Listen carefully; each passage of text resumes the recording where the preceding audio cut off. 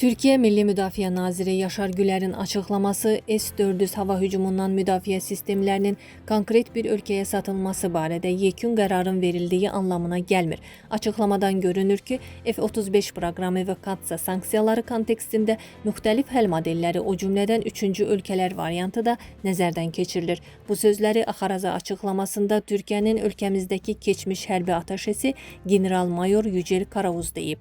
Bu çərçivədə S-400-lərin hansı ölkələrə verilə biləcəyi qiymətləndirilərkən 3 əsas meyar ön plana çıxır. Rusiyanın razılığı və ya ən azı etiraz etməməsi, ABŞ ilə F-35 və KATSA məsələləri üzrə aparılan danışıqlara müsbət töhfə verməsi, sistemi qəbul edəcək ölkənin onu effektiv şəkildə istismar edə bilməsi. Bu meyarlar nəzərə alındıqda ekspert dairələrində zaman-zaman adı çəkilən ölkələr sırasında Azərbaycan, Pakistan, Səudi Ərəbistanı, Qətər və Hindistanı yer alır. Qeyd etmək lazımdır ki, bu ölkələrdən heç biri rəsmi namizəd kimi açıqlanmayıb.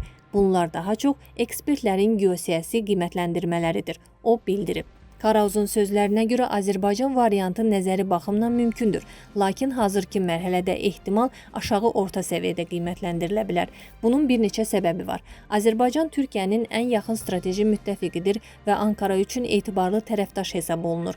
Azərbaycanın hava hücumundan müdafiə sistemi həm Rusiya, həm də İsrail istehsalı olan komplekslərdən ibarətdir. Texniki baxımdan S-400 sisteminin inteqrasiyası mümkündür.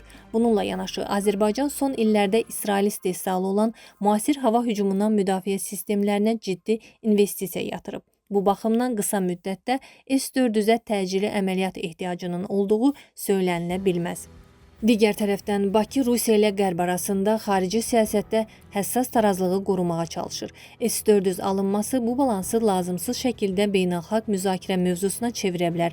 Bu səbəbdən hesab edirəm ki, Azərbaycanın adı çəkilsə belə məsələnin siyasi və diplomatik tərəfi hərbi tərəfdən daha ağır basacaq.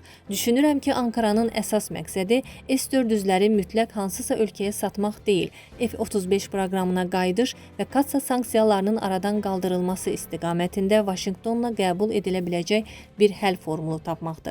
Ona görə də bugün müzakirə olunan 3-cü ölkə variantı daha çox diplomatik danışıqlarda nəzərdən keçirilən alternativlərdən biridir. Hansı ölkənin seçiləcəyi isə yalnız hərbi ehtiyaclarla deyil, Ankara, Vaşinqton və Moskva arasında əldə olunacaq siyasi və diplomatik razılaşmanın məzmunundan asılı olacaq, o bildirib.